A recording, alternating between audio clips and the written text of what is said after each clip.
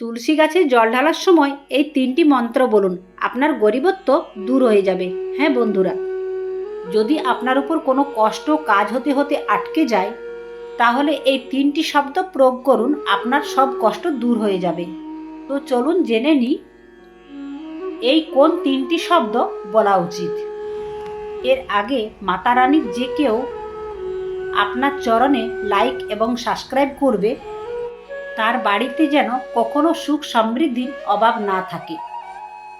তো চলুন জানি, শাস্ত্রমতে তুলসীকে খুবই উপকারী বলা হয় আর খুবই পবিত্র বলা হয়।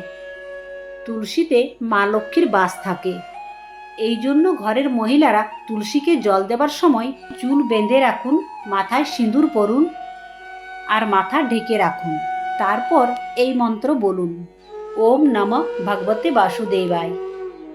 এই মন্ত্রয় এতটাই শক্তি আছে, আপনি প্রতিদিন তুলসী পুজো করার সময় এই মন্ত্র বলেন, তাহলে কিছুদিনের মধ্যেই পরিবর্তন দেখতে পাবে।